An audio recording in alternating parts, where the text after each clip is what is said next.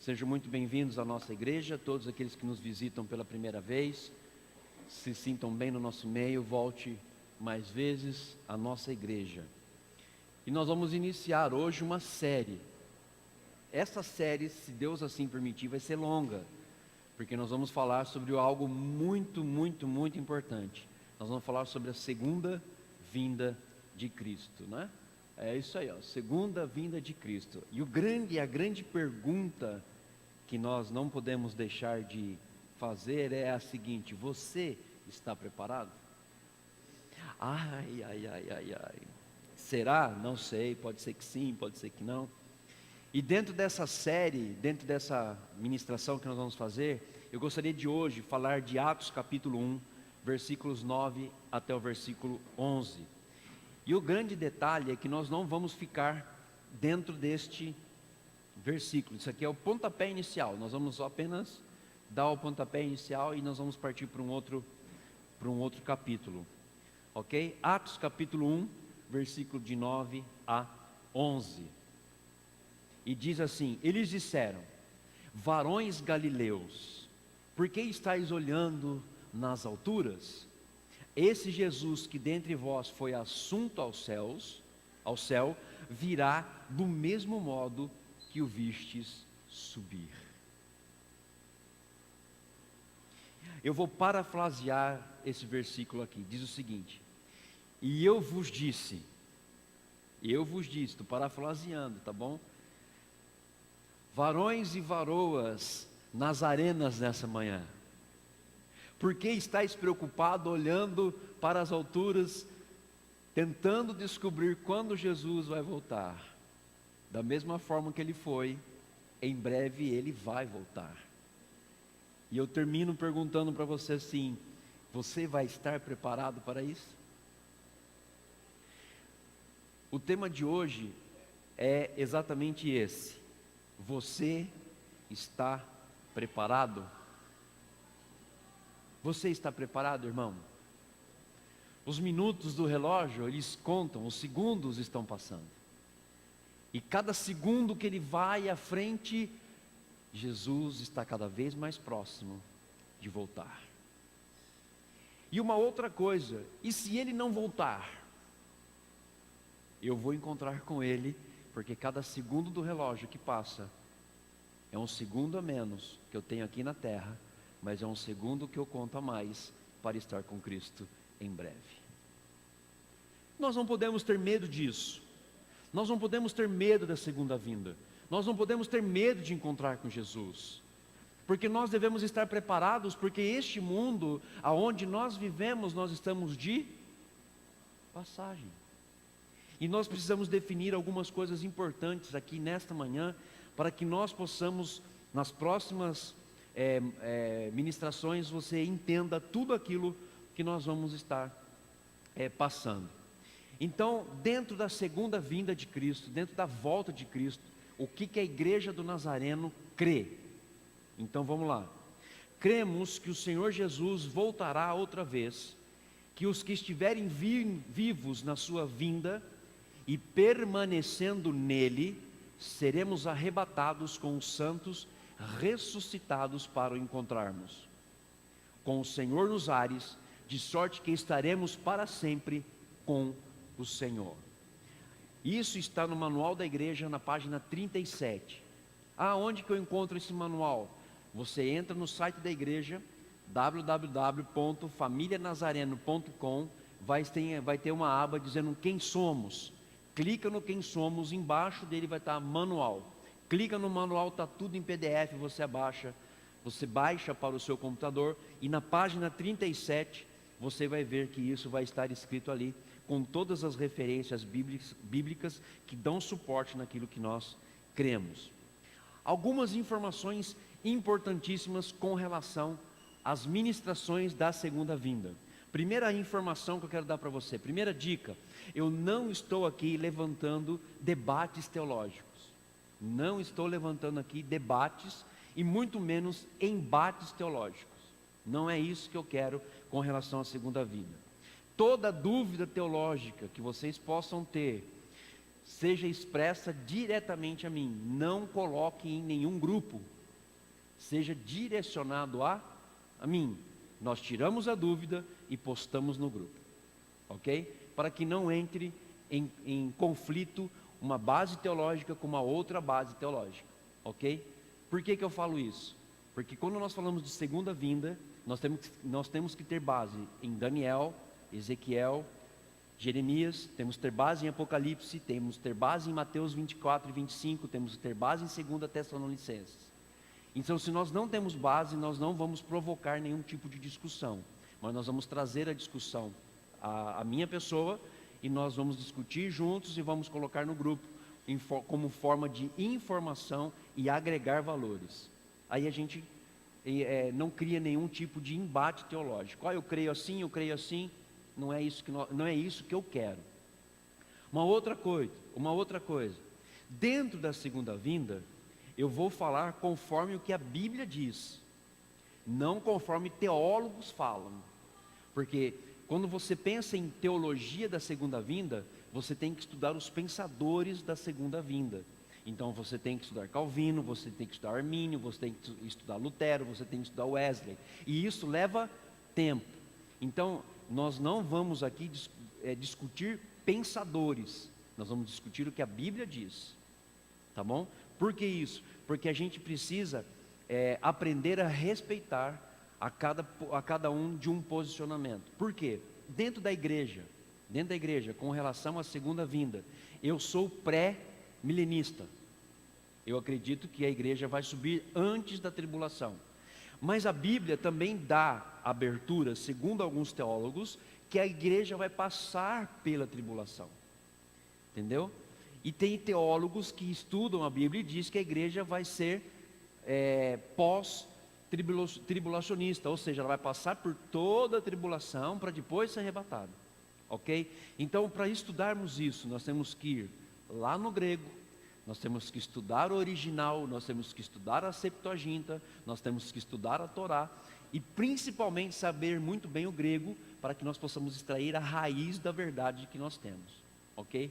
Por que eu falo isso? Então a Bíblia aqui é uma inverdade? Não. É que existem palavras no grego que não tem tradução em nenhum outro lugar. E aí eles fazem a associação para completar aquela gramática, mas não tira o contexto daquilo que nós estamos estudando. Ok? Mas a gente precisa estar entendendo isso e respeitando. Pastor, eu acho que a igreja vai passar. Meu irmão, glória a Deus, vamos lá. Porque o foco é estar com Cristo. Se vai passar ou não, irmão, não sei. Se vai antes ou depois, eu quero estar com Cristo, né? Então nós temos que respeitar a posição teológica de cada um, conforme aquilo que cada um entende, ok? Outra coisa, cada coisa que eu falar aqui da segunda vinda de Cristo não é uma imposição teológica sobre a sua vida, mas é esclarecimento que pode ser discutido, pode ser levado para que você veja a grandeza da segunda vinda de Cristo. Isso é muito importante também, né? E eu peço que vocês estejam orando por mim, por essa série, porque eu sei que não é fácil falar da segunda vinda de Cristo, e quando nós falamos da segunda vinda de Cristo, o inimigo fica furioso, porque ele sabe o destino dele com relação à segunda vinda de Cristo, né? E quando nós falamos da segunda vinda de Cristo, isso nos fortalece a passarmos pelas dificuldades com muito mais facilidade, passarmos por perseguições, que isso pode ocorrer na segunda vinda de Cristo. Agora, a segunda vinda de Cristo é o apogeu, é a apoteose, é o ponto culminante de todas as coisas. É isso que nós almejamos, é isso que nós queremos. O que nós precisamos entender é que a segunda vinda, ela não está à deriva. Jesus vai voltar um dia, como nós comentamos hoje de manhã, né? Que tem pessoas que falam, ele não voltou até agora, será que realmente ele vai voltar? Queridos, ele vai voltar. A segunda vinda de Cristo não está à deriva, não está sem rumo, e ela não é cíclica. Aconteceu, vai acontecer de novo. Não, a segunda vinda é o ponto culminante. Acabou. Finish, the end. Terminou. Então a segunda vinda de Cristo é exatamente isso. Não é como os gregos pensavam que seria um desastre maravilhoso, que E os romanos que pensavam nas coisas modernas, dizendo, olha, vai acontecer isso, vai acontecer um raio, né? A tecnologia vai... Não, a segunda vinda de Cristo, ela vai acontecer, irmão. De que maneira? Não sei, mas ela vai acontecer. A Bíblia diz que Jesus vai voltar. A segunda vinda de Cristo, ela é teológica. E ela tem uma finalidade. Qual que é a finalidade? Consumar a minha vitória e a sua vitória em Cristo Jesus. Aleluia! Essa é o ponto principal da segunda vinda de Cristo. E se nós estamos estudando a segunda vinda de Cristo, ela é puramente teológica. Ela tem muita teologia, ela é muito rica. Se deixar, a gente vai falar isso aqui até a volta de Cristo. Porque nós vamos estar buscando, tanto o Antigo Testamento, como o Novo Testamento, como os profetas, como os mártires, eles falavam da segunda vinda de Cristo. Lutero falou muito da segunda vinda de Cristo.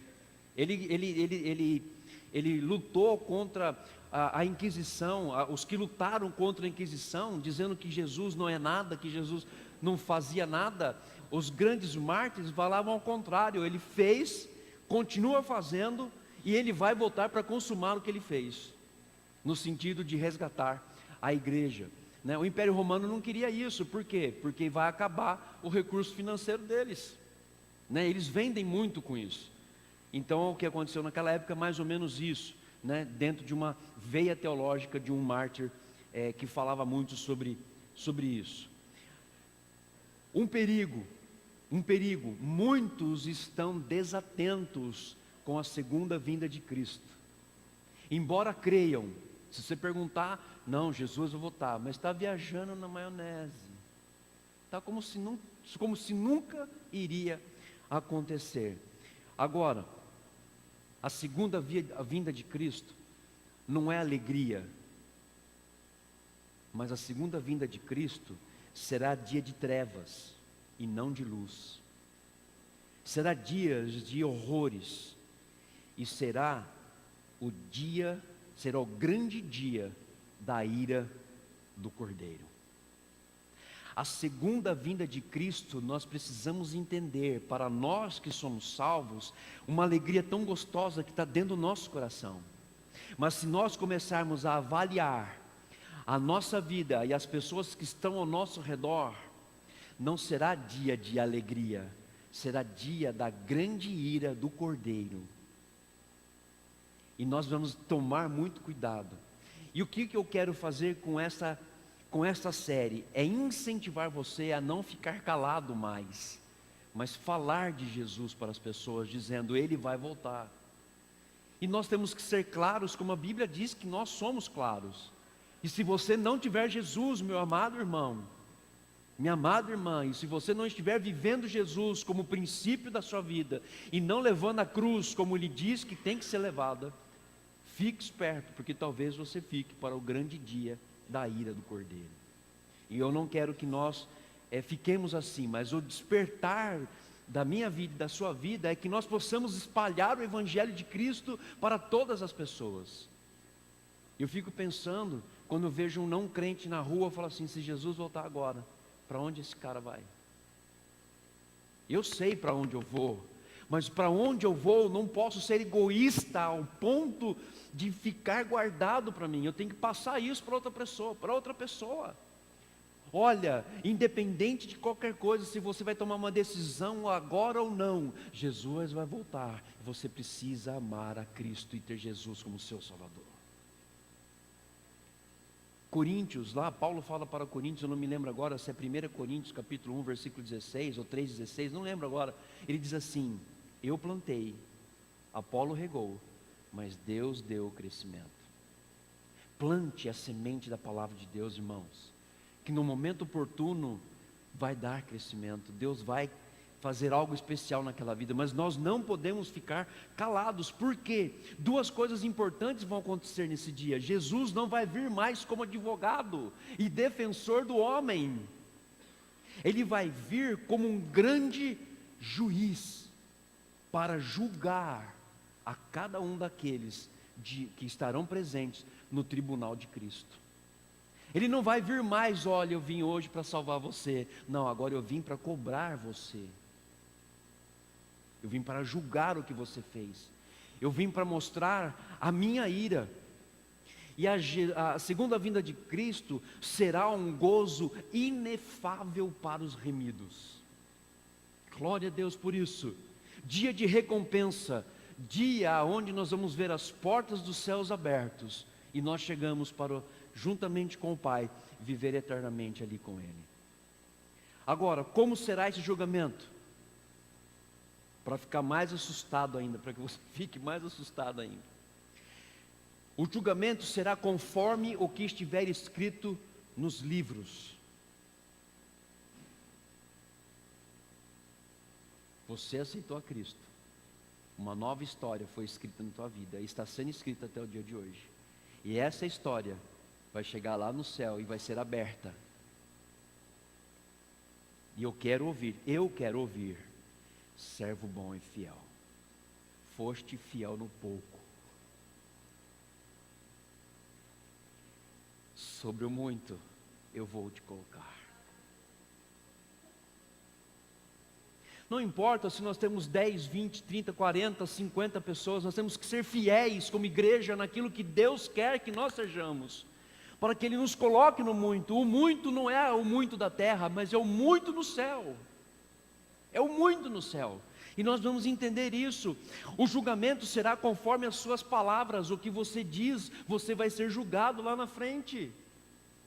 Naquele dia, você disse isso, mas você não se arrependeu. Eu quero saber o porquê. E esse julgamento vai acontecer, o julgamento vai acontecer conforme as suas obras. É mais assustador ainda quando a igreja está de braço cruzado e não ajudando o órfão, o pobre e a viúva. Como nós queremos a segunda vinda se nós não ajudamos a viúva, o pobre e o órfão? Senhor, não venha, dá tempo de a gente arrumar por enquanto. Dá um tempinho para a gente arrumar a casa, para a gente ajudar o pobre, a viúva e o órfão. Será julgado conforme as suas obras. Uma outra coisa, irmãos, será julgado conforme a sua omissão. Sabe o que significa isso? É quando você vê alguém na rua e Deus fala assim, fala com essa pessoa. E sabe o que você faz? Eu não. Põe a bolsinha no ombro e vai embora. Não estou dizendo, não falo isso para minha glória nenhuma. Terça-feira passada eu fui comer pastel na feira. Falei, vou comer um pastel na feira, estou com vontade de comer pastel. Sentei lá para comer pastel, daqui a pouquinho senta quem do meu lado? Um morador de rua. Aí ele falou assim, tio, dá para comprar um pastel? Eu falei, pô, brother, toma aí, o que você quer? Escolhe um aí. Não, o que o senhor me der, estou satisfeito. Eu falei, pode ser de carne então? Vamos comprar um de carne. Eu comprei um pastel de carne. Nós ficamos quase 1 hora conversando, irmão. Ninguém na feira entendeu nada, na barraca de pastel, não entendeu nada. Eu conversando com ele conversando, eu falei, olha, mas Jesus pode mudar a sua história, Jesus pode fazer isso, Jesus pode. Olha a oportunidade que Deus dá. Agora, estava cheirando mal? Estava. Mas eu nem preocupei pelo cheiro mal. A importância é você falar do amor de Cristo para aquela pessoa e falar assim, olha, Deus pode mudar a sua história. Deus vai mudar a sua história. Deus pode fazer a diferença. A omissão, eu tenho dinheiro para comprar um pastel e falo assim, não, não tenho. Hoje não tenho. Primeiro, você é mentiroso. E segundo diz a palavra, mentirosos não entrarão no reino dos céus. E fale a verdade. Se você não quiser dar, fala assim, eu não posso dar, irmão, não quero dar. Mas o que vai fazer diferença R$6 na sua vida? Não fazer nada. Paga logo, irmão. Dá logo o pastel para o cara e fala, seja abençoado, vai na paz do Senhor. É isso que precisa fazer, irmãos.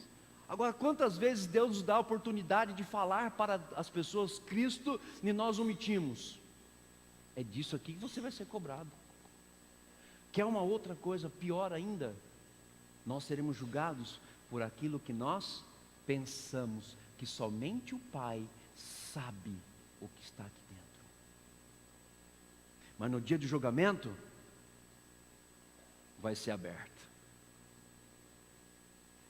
É por isso que a palavra nos exorta a levarmos a nossa mente cativa a Cristo.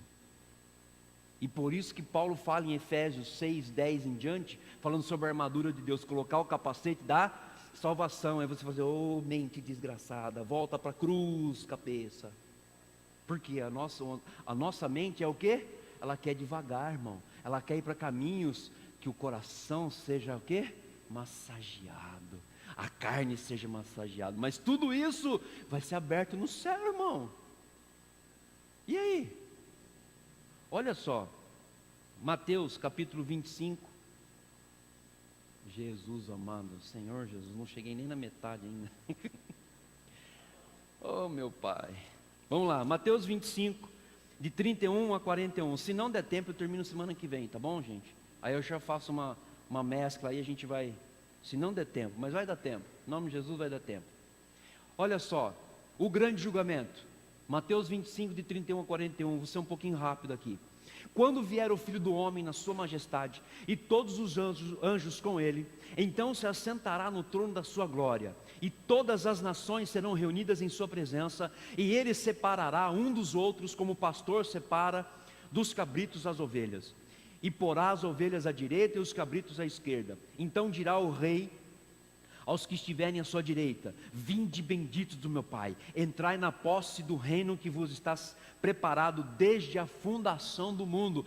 A segunda vinda de Cristo não é coisa criada agora. A segunda vinda de Cristo foi criada desde o começo da criação do mundo. Mais uma vez mostra a soberania de Deus sobre tudo e todas as coisas. Deus tinha o controle de tudo. Eu vou criar, mas já sei que eu vou ter que mandar de volta daqui a pouco. Deus tinha o controle disso, desde a criação da fundação do mundo. Porque tive fome e me deste de comer, tive sede e me deste de beber, era forasteiro e me hospedaste, estava nu, me vestiste, enfermo e me visitaste, preso e foste ver-me. Então perguntarão os justos: Senhor, quando foi que te vimos com fome e te demos de comer? Ou com sede e te demos de beber? E quando te vimos forasteiros e te hospedamos? Ou nu e te vestimos? E quando te vimos enfermo ou preso e te fomos visitar? O rei respondendo lhes disse: em verdade vos afirmo que, sempre que o fizeste a um destes meus pequeninos irmãos, a mim o fizeste. Então o rei dirá também aos que estiverem à sua esquerda: apartai-vos de mim, malditos, para o fogo eterno, preparado para o diabo e os seus anjos. Uma coisa importante aqui: inferno, lago de fogo e enxofre, não foi preparado para você.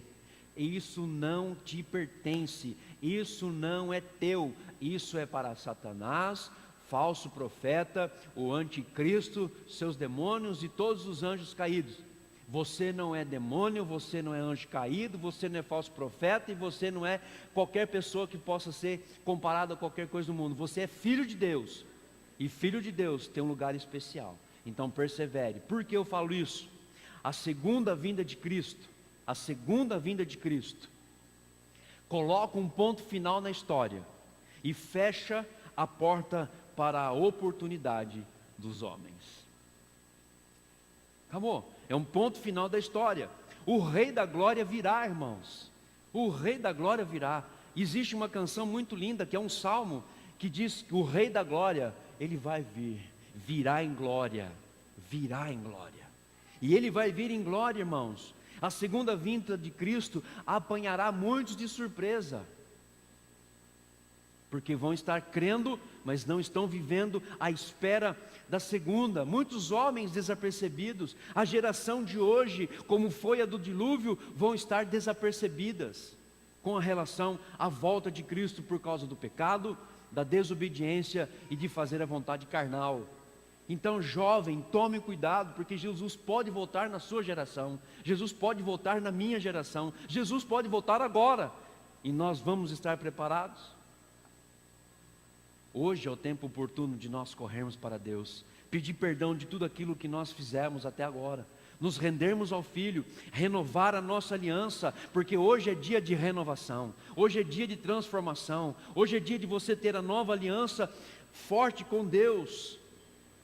E o fato mais importante é que eu não quero levar você para o espetáculo da segunda vinda, eu não quero levar você para a apoteose da segunda vinda, isso não quero. A Bíblia diz que Jesus vai voltar em um cavalo branco.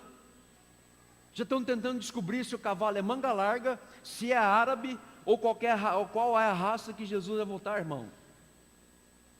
Estão pensando na maneira que ele vai voltar. Não, você precisa entender como você vai estar quando isso acontecer.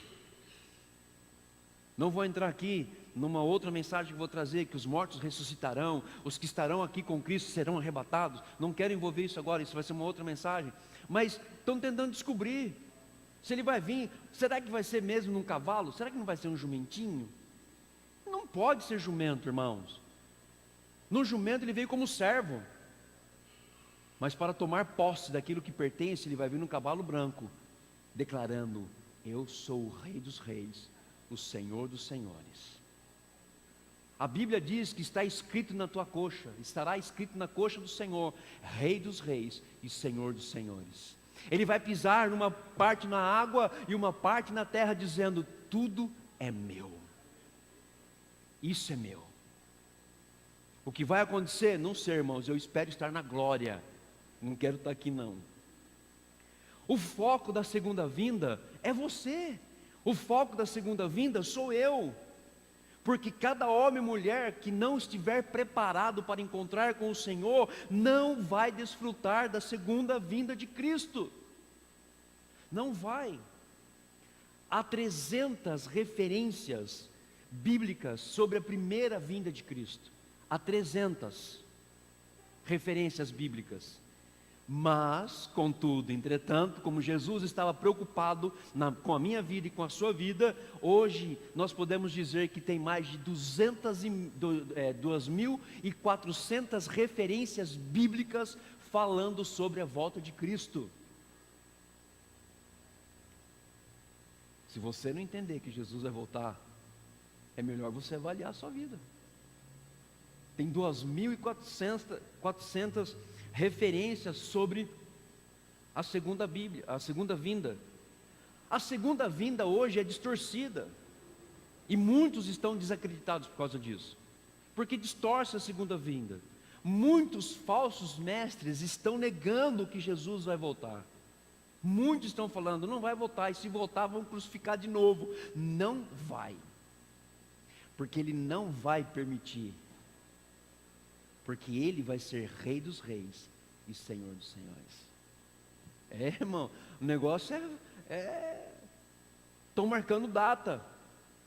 Falaram agora recentemente que Jesus ia voltar dia 21 de agosto de 2017.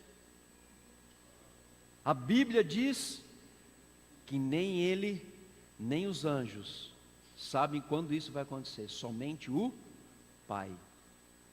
Quem tem a mente de Deus, não dá para você entender, não dá para você entrar na mente de Deus e falar assim: Deus, fala aí quando vai ser a vinda. Ele não vai falar por quê, porque daí vai fazer, aí nós vamos ceder à tentação da carne, e nós vamos começar a marcar data, nós vamos começar a fazer tudo que não precisa. Alguns sinais da vinda de Cristo, irmãos, alguns sinais da vinda de Cristo, os sinais que mostram a graça. Mateus 24:14, nós vamos falar agora bastante sobre isso. Vamos lá, Mateus 24:14. E será pregado o Evangelho por todo o mundo, para testemunho de todas as nações. Então virá o fim. Por que eu falo isso, irmãos? Se você quer saber se Jesus vai voltar logo ou não, comece a perceber se as nações estão sendo evangelizadas. Se está chegando a Bíblia na tribo mais remota da Austrália, ou na tribo mais remota nos Alpes, aonde você vê que há coisa remota, que existe gente, está sendo levado o Evangelho. Por que eu falo isso, irmãos? Apocalipse capítulo 5, versículo 9 diz o seguinte: que quando este Evangelho chega, ocorre testemunho. E entoavam um novo cântico dizendo: digno és de tomar o livro, de abrir-lhe os selos, porque foste morto e com o teu sangue compraste para Deus os que procedem de toda tribo, língua, povo e nação. E eu vou dizer para você, tem muita gente para ser alcançada ainda. E por isso que muitas vezes eu não gosto nem de dizer, Maranata, ora vem Senhor Jesus, porque muitos vão ficar. Mas a palavra diz que o Evangelho tem que ser pregado e precisa ser pregado como manifestação da graça de Deus. Olha só, isso depende de quem? De missões e missionários. Eu vou ser missionário no Pará. Eu vou ser missionário no Acre. Vou ser missionário nos Estados Unidos, em Miami, Flórida. Olha, irmão, na Califórnia. Vai lá, irmão. Olha lá o furacão que você vai encontrar. Estou brincando. Mas o fato é que eu preciso falar do Evangelho, e falar do Evangelho me torna um missionário, porque a volta de Cristo depende do avanço missionário que nós vamos fazer. Como que eu faço isso, irmãos? É simples, aonde você mora, tem gente que não aceitou a Cristo ainda, leva um pedacinho de bolo, bate na porta, diz assim, vim tomar um café com você, Jesus te ama muito, e entra na conversa. Conquista com a comida, irmão, conquista com a comida, é fato, é fácil. Bill Hybels, eu não canso de contar a experiência de Bill Hybels. Bill Hybels demorou 6 anos para converter o vizinho dele. De que maneira? Levando o lixo no mesmo horário que ele levava. Levava o lixo. Deus te abençoe, meu. Deus te abençoe. Até que um dia eles se encontraram e houve a liberdade de falar sobre o Evangelho de Cristo. E esse homem se converteu e está na igreja dele até hoje. Olha só, alguns dados do importante avanço missionário para que nós possamos entender sobre a volta de Cristo. De Constantino até Carlos Magno, de 313 até 800, as boas novas chegaram à Europa Ocidental. Preste atenção e você precisa entender. Europa quer dizer que já chegou lá. Os maometanos, eles apagavam a luz do Evangelho, mas quanto mais eles apagavam, mais crescia na Ásia e na África o Evangelho de Cristo. Europa. De Carlos Magno até Lutero, Noruega, Islândia, Groenlândia, eles são evangelizados, e isso cresce subindo toda a Europa Oriental, e muitos se convertem ao cristianismo. De 1517 até 1792, muitas sociedades missionárias são criadas, e o Evangelho continua a tomar toda a Europa, Ásia, Oceania, chegando até na parte oriental, aonde tem China, Coreia, Japão e assim por diante. Está chegando o Evangelho lá, irmão. Está chegando o Evangelho. De 1792 até o presente século, William Carey começa a evangelização do lado contrário. E essa tarefa ainda está inacabada, porque existem muitos povos do lado da América do Norte, subindo a América do Norte, América do Sul, indo até a Argentina, Patagônia ali, muitas pessoas ainda não têm o Evangelho de Cristo. Não tem. Agora, como eu acelero e como eu sei que Jesus está voltando? Conforme o Evangelho está sendo espalhado. Deus usou Constantino, Carlos Magno, Lutero, usou muitos homens, e Deus quer nos usar para que isso seja um ato importantíssimo para cada um de nós. Outro sinal importante da vinda de Cristo, o sinal da oposição de Deus. Um dos sinais da oposição de Deus é a tribulação. Ninguém está passando por tribulação, o mundo não está atribulado, né? Isso não acontece na América do Sul, não acontece na América do Norte, é só naqueles lados lá, né? Para aqueles lados, Bélgica, Dinamarca, não. A tribulação, olha o que diz em Mateus 24, 9 e 10: e sereis atribulados, e vos matarão, sereis odiados de todas as nações por causa do meu nome. Nesse tempo muitos hão de se escandalizar, trair e odiar uns aos outros. Detalhe, está acontecendo isso? Não, irmão? Está ou não está? Está. Só que isso vai ser o quê? Quadriplicado quando Jesus estiver próximo da sua vinda. Mateus 24, 21 e 22 diz assim: porque nesse tempo haverá grande tribulação, como desde o princípio do mundo até agora nunca terá havido e nem jamais haverá. não tivessem aqueles dias sido abreviados, ninguém seria salvo. Mas por causa dos escolhidos, tais dias serão abreviados. Um exemplo disso, a perseguição religiosa. A perseguição religiosa é fato claro. Os judaizantes, os romanos, a intolerância de Roma, e nós ficamos muito vendo a intolerância de Roma um pouco mais na era moderna. Volte um pouquinho na história da igreja medieval, onde o Império Romano atacava fortemente as pessoas cristãs, e você vai entender tudo isso sobre a segunda vinda. A intolerância romana foi muito maior do que a gente pensa, foi muito grande. O esquema de tortura romano para matar os cristãos era aterrorizante. O esquema de tortura. Uma outra coisa, o nazismo, intolerância religiosa. O que Hitler queria, irmãos? Matar ou exterminar todos os judeus. Porque o que ele queria? Uma raça nova. O nazismo, o islamismo, e você vai ver daqui a pouquinho dados importantes sobre isso. O islamismo tem crescido. Mas eu tenho um dado muito importante, que da mesma proporção que cresce o islamismo, há também conversão de muçulmanos ao cristianismo. Jesus está voltando, irmão. Jesus está voltando. Os grandes mártires da história que morreram por amor a Cristo. Uma outra coisa que nos assusta dentro da tribulação é essa outra coisa, dentro da oposição de Deus, apostasia, irmão. Misericórdia, o que é isso? O que é isso? Eu vou explicar um pouquinho aqui. Mateus 24, 4 e 5, não sei se dá para você ver ali, ó. Talvez não dê para você ver. Mas tem um conjunto de ovelhas e tem um lobo no meio delas. Está ali, ó. Não sei se dá para... Ela está com a roupa de ovelha. Entendeu? E lhes respondeu: vede que ninguém vos engane, porque virão muitos em meu nome dizendo eu sou Cristo, e enganarão a muitos. Uma outra referência para que você guarde também, Mateus 24, de 23 a 26, diz o seguinte: então se alguém vos disser, eis aqui o Cristo, ou ei-lo ali, não acrediteis, porque surgirão falsos cristos e falsos profetas, operando grandes sinais e prodígios, para enganar, se possível, os próprios eleitos. Lembra de Oséias capítulo 4, versículo 6? O meu povo perece por falta de conhecimento.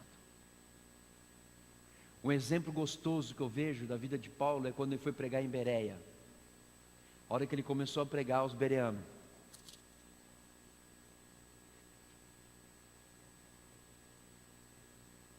Eles estavam acompanhando na palavra o que Paulo estava ministrando no coração deles. E Paulo usa o exemplo dos bereanos: sejam como os bereanos, que estão vendo se aquilo que está sendo dito, se aquilo está de acordo com a palavra de Deus. Porque nos últimos dias vai acontecer isso. Vede que vou-lo tenho predito, portanto, se vos disserem, eis que ele está no deserto, não saiais, ou ei-lo no interior da casa, não acrediteis. É significativo que o primeiro sinal que Cristo apontou da sua segunda vinda foi o surgimento de falsos messias, falsos profetas, falsos cristãos, falsos ministros. Por que isso, irmãos? Porque eles estão pregando e promovendo um falso evangelho. E nos últimos dias o que vai acontecer é a volta fortíssima de uma coisa chamada gnosticismo. Isso vai surgir de forma grande, e o gnosticismo vai apresentar um novo evangelho, não segundo o padrão bíblico, mas segundo aquilo que o homem quer. Porque segundo o padrão bíblico, ele exige transformação, e é difícil você seguir o padrão conforme Deus quer, não é fácil. Então eles vão apresentar um evangelho que vai trazer o abandono da fé verdadeira. abandonou a fé verdadeira, sabe o que vai acontecer? Simples, vão surgir novas seitas. Vão surgir, e já está surgindo, grandes números de igrejas e novas denominações espalhadas por este mundo afora. Por que eu falo isso, irmãos? É simples. Eu vou abrir uma nova igreja, porque aqui a igreja não bate palma. Então eu vou abrir uma nova igreja, igreja evangélica, pentecostal, bater palmas. Abrir uma nova igreja, uma nova denominação. Porque aonde eu estou, ninguém bate palma. E eu quero bater palma. Então eu vou criar uma nova denominação. Surge uma outra coisa. Eu vou abrir porque aqui eu não tenho liberdade para falar alto, ou para dar um glória a Deus, ou eu não tenho a liberdade do Espírito. Então eu vou abrir uma nova igreja, igreja pentecostal, liberdade no Espírito. E é o que vai acontecer nos últimos dias.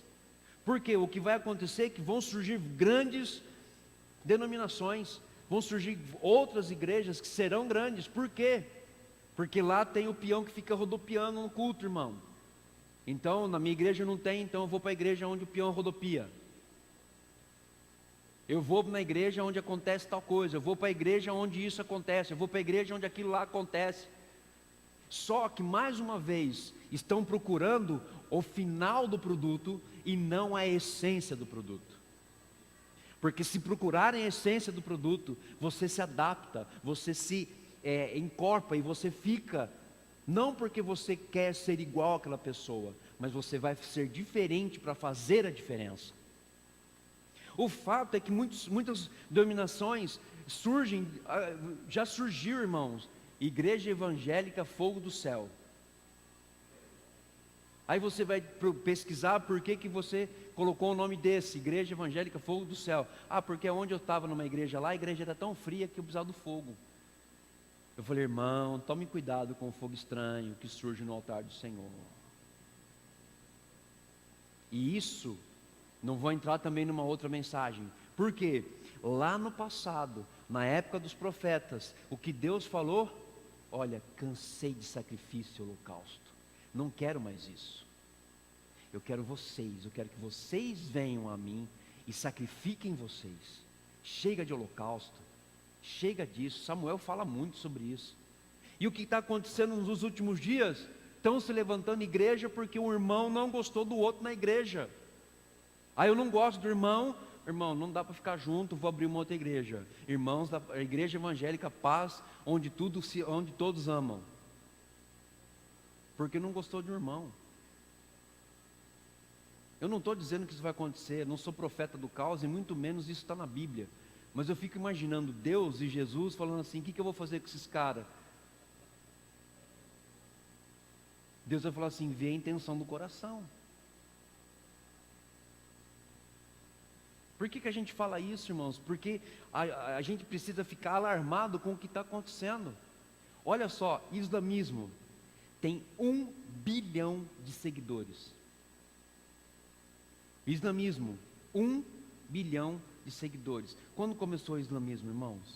Não faz muito tempo que surgiu o Estado Islâmico. Não faz muito tempo. Lógico, já vem levando algum tempo muito atrás a criação do Islã, tal. Mas 1 bilhão é muita gente. Catolicismo, sabe quantos seguidores tem mais ou menos? 1 bilhão de seguidores. Embora, com suas distorções doutrinárias, tem 1 bilhão. Espiritismo e kardecismo, proliferação nunca vista antes, como em toda a história. Sabe o que significa isso? Que está crescendo de forma viral. O espiritismo e o kardecismo. Budismo e hinduísmo, cerca de bilhões de pessoas presas pela cegueira espiritual, trazida pelos seus pais e seus antepassados. Bilhões e bilhões. Olha só, a apostasia, desvios graves teológicos, desvio grave e teológico, liberalismo. Isso não está acontecendo nos dias de hoje, mas vai acontecer próximo no dia de Cristo. O que mais hoje tem, irmão? Liberalismo. Eu vou fazer, porque esse mundo pode, eu também posso. Liberalismo, misticismo e sincretismo. sincretismo, mistura de teologia católica, espírita, kardecista, mistura tudo, dá uma salada só. Está surgindo isso, irmãos. Agora, o que acontece? Os grandes seminários, que são criados e foram criados para formarem vibrantes teológicos, né, pessoas teológicas, em missionários, eles estão liberais. Ah, pode fazer. Olha, então a teologia diz aqui que nós precisamos fazer isso, mas lá na nossa igreja pode fazer tal coisa? Pode fazer tal coisa? Pode, é liberal. Não, tem-se doutrina a ser seguida, tem estudos teológicos a ser aplicados. Não é assim a torto direito, vão fazer e acabou, irmãos. Porque as igrejas boas estão morrendo.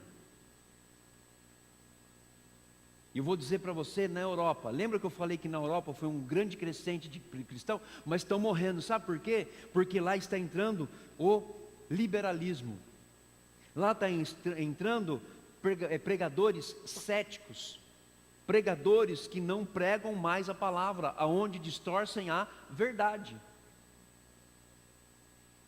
Na América do Sul, isso está morrendo. Você sabe por quê?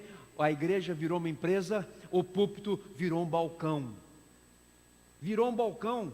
O templo numa praça de barganha e o evangelismo num produto de consumo de todos os crentes e de todos aqueles que entram para consumir a liturgia da igreja, do local, a liturgia do culto, o louvor, e para consumir a pregação da palavra de Deus. As igrejas estão morrendo por causa disso, irmãos. O púlpito, aonde precisa ser pregada a palavra, não prega mais. Não prega. Hoje que se prega que a minha camisa suada tem valor, irmãos. Quer minha camisa? Eu vou vender 10 mil reais. Quer? Vamos fazer leilão aí, ó. Vamos lá. Quem quer a camisa aí? Vamos lá. Quem faz o leilão? Não tem poder nenhum na camisa. Não tem poder nenhum na pessoa. Só pela misericórdia de Deus, Deus nos dá o poder para fazer algo. Pela misericórdia de Deus. O que está acontecendo, uma outra coisa que você vai ver agora, é a depravação moral. Depravação moral. Mateus 24:12 diz assim: e por se multiplicar a iniquidade, o amor se esfriará de quase todos. Você sabe por quê? O mundo, o globo, está sem referência. Não tem referência. Não tem referência. O mundo está perdido, o mundo está confuso, o mundo está sem balizes morais e éticas. Está sem balize nenhuma. E qual é a consequência disso? Pessoas se degladiando, famílias se desintegrando, e pessoas morrendo por suicídio ou por qualquer outra forma de morte que nós podemos se associar, ou se associou àquele tipo de morte. Por quê? Perdeu a referência. O púlpito perdeu referência. A igreja perdeu referência. E ontem nós estivemos reunidos pela manhã com os líderes da igreja, na junta de oficiais, e nós até comentamos o que nós precisamos fazer para que esta igreja a qual nós estamos seja relevante no bairro que ela está. Porque se ela não for relevante no bairro que ela está, ela não precisa estar aqui. Porque nós temos que ter referência. A referência nesse bairro não é a empresa A, a empresa B, ou a igreja A, ou a igreja C. Quando perguntarem, eu conheço a igreja A, eu conheço a igreja B. Eu sei aonde fica. As pessoas precisam encontrar dentro do seu colapso espiritual uma saída e uma libertação para viverem os melhores dias da vida delas, ou deles. O que acontece hoje é que os valores morais, éticos e espirituais se aumentaram de forma grandiosa. Mais de 70% de todos os casamentos realizados na região sudeste, mais de 70%, em menos de um ano se dissolvem. É assustador, irmão? Você que está casado, preserva, porque senão você entra na estatística aí também. Preserva, segura a onda. Por causa do que, irmão? Depravação moral. Uma sociedade corrupta. E o que a igreja está fazendo? Se corrompendo junto com a sociedade, sendo ética junto com a sociedade. A segunda vinda de Cristo, ela é notada na revolução sexual, homossexualismo, infidelidade conjugal, rendição às drogas, aonde os jovens são atolados na química e no alcoolismo. E o que a igreja tem feito? Oh, Maranata, vem Senhor Jesus. Não pede para Jesus voltar, porque muitos jovens dessa cidade vão para o inferno. Muitas famílias que não conhecem a Cristo vão para o inferno. Por quê? Nós precisamos resgatar a referência. Nós somos referência. Por que eu falo isso? As cidades inteiras estão vivendo numa barbárie de violência. É simples. Liga no Datena, irmão. Você vê, pai matou o filho matou o pai, não sei mais quem matou não sei quem. É o seguinte, estava namorando ela ali, beleza aí, menina. Só que ela se engraçou com o cara, foi lá, matei os dois. O que é isso, gente? O que é isso? Quanto de tempo nós colocamos os nossos joelhos no chão para chorar por essa família que perdeu 2 pessoas? E nós pedimos, Maranata, vem Senhor Jesus, é sinal que Cristo está voltando. E se Cristo está voltando, vamos reverter isso para nós levarmos o máximo de pessoas para o céu, e não deixá-las aí para o inferno. Por que eu falo isso, irmãos? Agora isso vai doer muito, porque dói para mim também. A solidão nos lares é sinal da volta de Cristo. Você sabe por quê? Você pode estar dentro do seu lar, com toda a sua família, mas os benditos, devido à rapidez teológica, me dá um celular aí, rapidinho. Devido à rapidez teológica, estão todo mundo junto.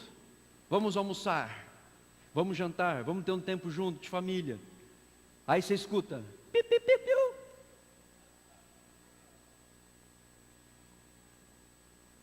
E as coisas estão rolando, a comunhão do pai com o filho perdeu. Tem muitas pessoas que estão sozinhas dentro dos lares, embora cercadas de pessoas. E o que isso adianta, irmão? A solidão tem levado muita gente a morrer. Tem muita gente está levando muita gente ao suicídio. Será considerado este século, será considerado o século da solidão. Está numa revista, não me lembro agora, mas eu li essa reportagem. Este século, devido à rapidez teológica, tecnológica e da rapidez que o mundo está, será considerado o século da solidão. Embora as pessoas estejam vivendo no mesmo ambiente. Uma outra coisa, irmãos, que a gente vê aí, é simples. Uma outra coisa, anticristo. 24, Mateus 24:15, quando, pois, virdes o abominável da desolação de que falou o profeta Daniel no lugar santo, quem lê, entenda. Daniel aqui, ele está a referência de Mateus falando de Daniel, é de Antíoco Epifânio, do século 2 a.C., por causa do movimento da invasão romana em Jerusalém no século 70 depois de Cristo. Eles queriam colocar a imagem do imperador dentro de Jerusalém, dentro do templo. Aí deu o maior problema lá, porque o espírito do anticristo já está operando no mundo. Já está operando no mundo. Porque, irmãos, todos aqueles que se levantam contra Deus, eles podem ser anticristo. Se levantou contra Deus. O anticristo vai perseguir a igreja, irmãos. O anticristo vai perseguir a igreja. Ele tem grande autoridade e poder. Grande autoridade e poder. Ele vai matar, ele vai controlar os crentes, ele vai controlar os crentes, e muitos serão mortos pelo seu testemunho. A gente tem que tomar muito cuidado, porque o anticristo vai ser um homem dentro da lei? Não, o anticristo vai ser um homem sem lei. Ele vai fazer as leis, e vai ser a própria encarnação de Satanás. E sabe aonde ele aparece, irmãos? Quando ele aparece? No tempo da apostasia. É aí que ele se levanta. Na hora que ele se levanta, ele vem para blasfemar contra Deus, ele vem para falar mal de Cristo, e vem para colocar tudo em xeque. Mas a palavra diz que quando isso acontecer, Cristo vem e destrói o anticristo apenas com o sopro da sua boca. Glória a Deus. É isso aí, Jesus, vem mesmo, vem detonando tudo. Eu vou estar lá em cima no palanque, vendo tudo. Yes, glória a Deus, é isso aí, Jesus, é isso.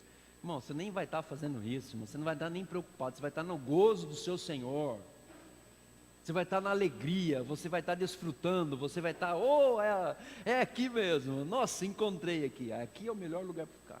E vai estar acontecendo um monte de atrocidade. Por quê? Porque eu sou pré-milenista, eu sou pré-tribulacionista, tá bom?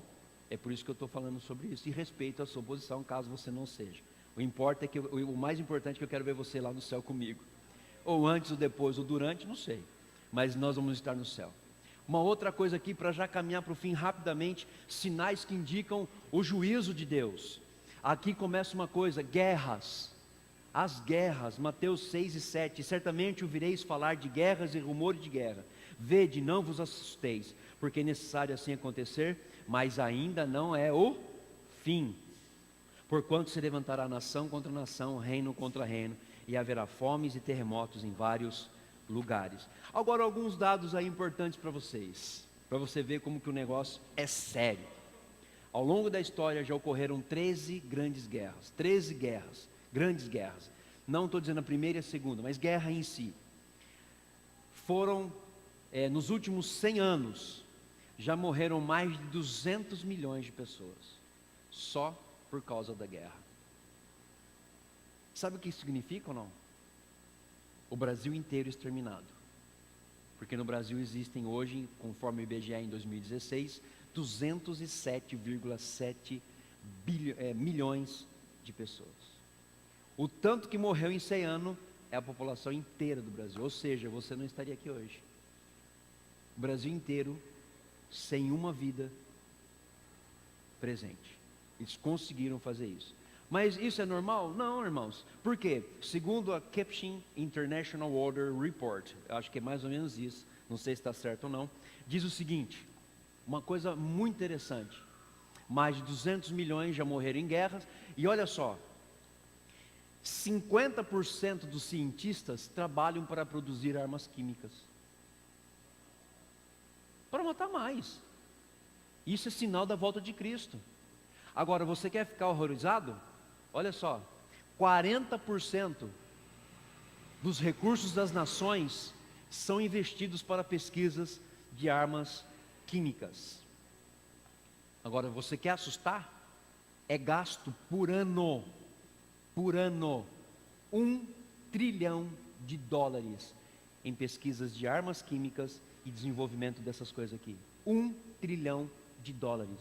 Sabe quanto isso dá em reais? 4 trilhões de reais.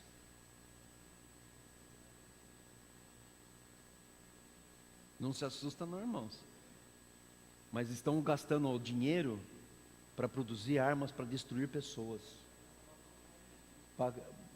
É uma estatística que tem aqui, ó. Olha só que interessante. A primeira guerra morreram 30 milhões de pessoas. A segunda grande guerra, 60 milhões. Valor gasto nas duas grandes guerras, 1 trilhão de dólares. Então, 1 trilhão de dólares, nós falamos muito mais de guerra do que de paz. Agora, falando sobre o gasto, daria para erradicar a fome no mundo.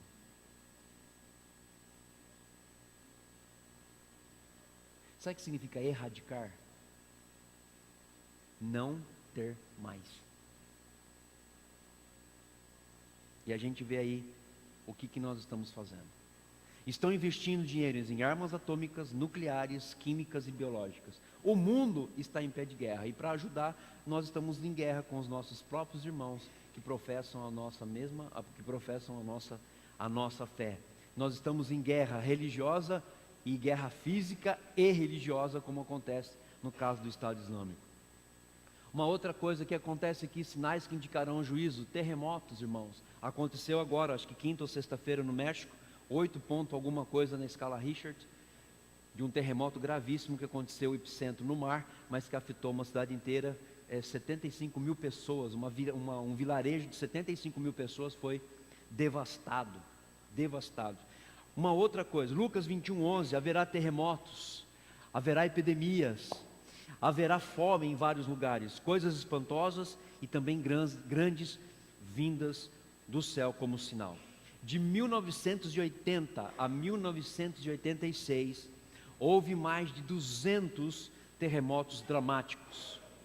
Um deles, um furacão chamado Traquina, o tsunami na Ásia, o mais recente furacão que devastou Houston, no Texas, e agora nós estamos com esse furacão chamado Irma, que está indo, passou por todo o Caribe, está chegando na costa dos Estados Unidos, que chegaria hoje, mas parece que, glória a Deus, aleluia, ele está se desviando, indo para o mar. Parece que é isso, eu não tenho essa notícia certa. Quando a natureza começa a gemer, a terra começa a tremer, coisas começam a acontecer, significa, irmãos, que a volta de Cristo está por vir. O livro de Apocalipse, capítulo 6, ele fala que as colunas do universo serão abaladas quando Cristo estiver para voltar. O universo está entrando em colapso, já está entrando em colapso. Tudo que é sólido vai balançar, e não haverá refúgio e nem esconderijo seguro para nenhum homem no lugar do universo quando isso acontecer. Queridos, não confunda sinais da volta de Cristo com os sinais da devastação que o homem faz. Ok? Então vamos lá, vamos pensar assim: nossa, pegou fogo na mata lá da Austrália, destruiu um monte de casa, é sinal da volta de Cristo. Não, foi algum louco que foi lá e pôs fogo no mato. Gente, não vão confundir isso, né? Não dá, acidente natural, coisas naturais, né? O homem não pode produzir terremoto, o homem não vai produzir maremoto. Ah, mas o homem está devastando a natureza, que eu acabei de falar em Apocalipse 6, que o universo começa a gemer, ele começa a se convulsionar, para que tudo entre de novo num acordo. E por fim, falando agora, uma outra coisa, são as fomes e as epidemias. Lucas 21:11, nós falamos, haverá grandes terremotos, epidemias e fome em vários lugares, coisas espantosas e também grandes sinais dos céus. O que nós gastamos em guerra, daria para matar a fome do mundo. A fome é um retrato vergonhoso da má distribuição das riquezas que temos. Não tem o que fazer, irmãos. Todos os dias, crianças e adultos são fuzilados pela fome. Adultos e crianças morrem todos os dias. Epidemias se alastrando ao ponto de cada ano e de cada momento surgir novas bactérias. Você vai no médico, é virose. Você vai é uma bactéria. É uma bactéria que surgiu. E isso está se multiplicando numa velocidade muito grande. Ou seja, nós estamos entrando no funil da história. Nós estamos entrando nesse funil da história. O que nós temos feito, irmãos? O que nós temos feito como cristão? A grande pergunta é: por que nós não fazemos nada? Por que nós não estamos fazendo nada? Vendo pessoas morrendo de fome e não fazemos nada. A resposta é muito simples, irmãos. Nós somos egoístas. Se está bom para mim, por que eu vou pensar no outro? Por que eu vou gastar um neurônio para tentar descobrir como eu posso ajudar o próximo? Eu estou bem, eu estou ótimo, estou tranquilo. Mas o próximo está necessitando de algo. O que eu posso fazer? O que eu posso fazer? Nós precisamos orar. Nós vamos colocar a nossa vida à disposição de Deus, para que nós possamos tornar sensíveis à necessidade do próximo. Queremos a segunda vinda, mas nós não amamos o próximo. Queremos a segunda vinda, mas nós não matamos a fome daqueles que precisam, e nós não atendemos a necessidade daqueles que precisam. Nós queremos a segunda vinda, mas nós não estamos olhando para o homem comum sem Cristo. Nós não estamos olhando. E quantas vezes nós usamos aquela frase: Senhor, volta logo, porque está insuportável viver nessa situação. Misericórdia, você não sabe o que está pedindo. E Deus nem atende, porque fala assim: ei, cabeção, você não está nem sabendo o que está pedindo. Eu vou dar um desconto porque você está irritadinho, você está nervosinho, você está aí, né? Mas sossega a onda aí, meu filho. Você não sabe nem o que está pedindo. Na hora que você cai em si, fala assim: Jesus, não volta não. Que besteira que eu falei. A insensibilidade. Estamos apáticos. Somos apáticos, irmãos. Apáticos. Tá bom. Vamos viver. Estamos vivendo como diz aquela música: deixa a vida me levar, a vida leva eu.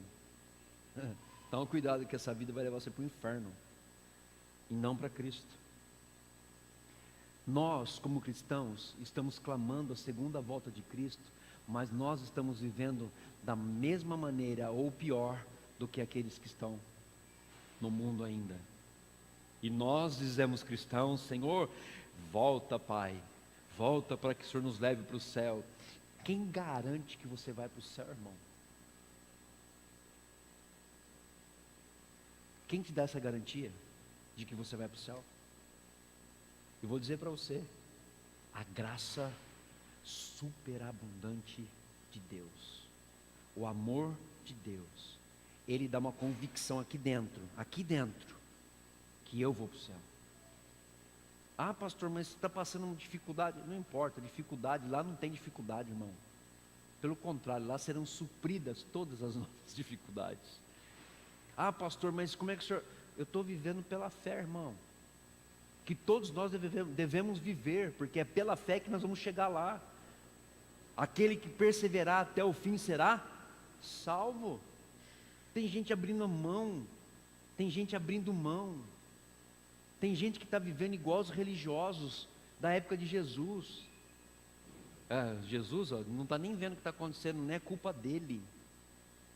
A culpa é minha e sua, porque o pecado entrou por decisão de Adão. Porque ele decidiu pecar, então entrou a fome no mundo, entrou a epidemia do mundo, entrou o pecado no mundo. E quando o pecado entrou, destruiu tudo que Deus tinha criado com a sua beleza. É por isso que Jesus veio para resgatar isso. E é por isso que Jesus vai voltar para nos encontrarmos com Ele nos ares. Porque este lugar não é nosso. Este lugar não é nosso. A segunda vinda de Cristo, essa série, é para que você tenha um norte. É para que você que está sem rumo, tenha um rumo na sua vida. Ah, pastor, eu não sei o que eu faço. Eu não sei se eu ajudo aqui, se eu ajudo ali, se eu ajudo aqui, se eu faço isso ou se eu faço aquilo. Irmãos, o que você tem que fazer é o que Deus quer que você faça: ide por todo mundo e pregar o Evangelho. Faça, irmãos. Porque quando eu fico, eu não sei se eu ajudo a Andréia com os adolescentes, eu não sei se eu ajudo o louvor, eu não sei se eu ajudo a recepção, eu não sei se eu ajudo aqui, eu não sei se eu venho aqui para ajudar aqui. Enquanto você está desse jeito, você está sem rumo, sem direção. E nós vamos ter direção, irmãos, porque muitas pessoas estão andando de desespero e estão desanimadas. E eu falo de cristãos, não estou falando do mundo. Eu falo de cristão. Porque, irmãos, o fim do mundo está próximo? Sim ou não? Está muito próximo. E o desânimo, o desespero vai imperar, irmãos. Vai imperar. E o que nós temos que fazer? Hoje, ainda dá tempo. de colocar a sua vida novamente no foco. Dá para você colocar a sua vida em Deus. Dá para você colocar o seu foco na cruz de Cristo, para você viver com rumo. O fim está próximo. E se Jesus volta hoje e pede no julgamento o que você fez? E aí, minha irmãzinha, o que você fez aí? Ah, não sei, não deu tempo, porque eu queria ajudar aqui e não ajudei, queria ajudar ali e não ajudei, queria jogar aqui e não ajudei, queria fazer, não ajudei.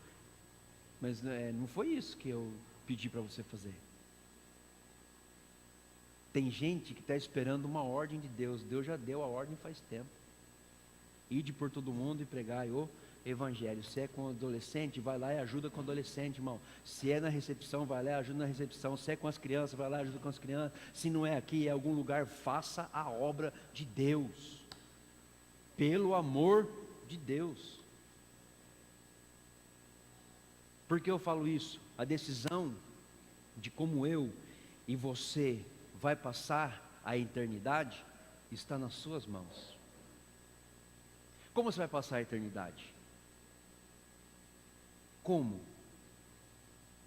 E é por isso que eu digo para você nessa manhã: você está preparado? Você está preparado para encontrar com o Senhor? Eu vou dizer para você, se Jesus voltar hoje, eu peço assim: Senhor, não volta não. Tem muita gente da minha família que não te conhece. Não volta não, porque tem muita gente ainda em Atibaia que não te conhece. Não volta não, porque tem muita gente espalhada pelo Brasil que não te conhece. Senhor, não volta ainda não. Tem muita gente espalhada na Europa, na África, Portugal, Espanha, Bélgica, Dinamarca, Oceania, Japão, China, Coreia. Tem muita gente que não te conhece, Senhor. Não volta não. Aí sabe o que Jesus fala para mim? Fala assim: tá bom, não vou voltar, mas o que você vai fazer? Senhor, me leve aonde tu queres. Eu estou disposto a pagar o preço de levar o teu evangelho a qualquer lugar e em qualquer circunstância. Eu não sei se você recebeu ou se você viu pelo Facebook. Eu falei isso semana passada. De uma mãe que estava com a sua filha toda ensanguentada, morta no colo. E perguntaram para a mãe: mas por que você está tão tranquila vendo a tua filha ensanguentada e morta? Ela falou: é simples, ela cumpriu o propósito de Deus. Ela pregou o evangelho para os sírios.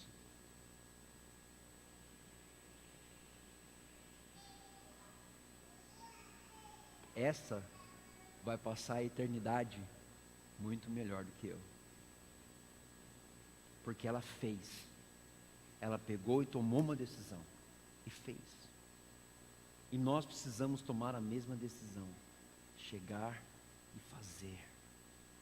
E não mais acho que vou. A segunda vinda de Cristo, para que Ele volte, só depende de nós. Qual é o seu grau de evangelização missionária que você tem? Eu quero evangelizar o meu chefe. Evangelize, irmão. Mas ele não me ouve. Ok, dê testemunho de vida. Porque se as palavras não escutam, mas ele enxerga, e o testemunho daquilo que você faz e daquilo que você age vai fazer com que aquela pessoa veja algo diferente em você. É fácil? Não. Mas a segunda vinda de Cristo está chegando. E como nós queremos passar a eternidade? Pastor, olha, eu oro para que a nossa igreja esteja cheia, esteja bastante gente, que a nossa igreja esteja lotada de gente na segunda vinda de Cristo. Irmão, não vai estar ninguém aqui. Ela precisa estar lotada de gente para trabalhar para Cristo, por Cristo e através de Cristo, em todas as áreas que Deus nos conduzir. Espero que você tenha entendido, espero que você goste dessa primeira parte. Foi uma parte meio introdutória, né, mas muito verdadeira e muito importante para que nós possamos continuar na próxima semana. Na próxima semana a gente continua a série, a segunda vinda de Cristo. Amém? Vamos orar?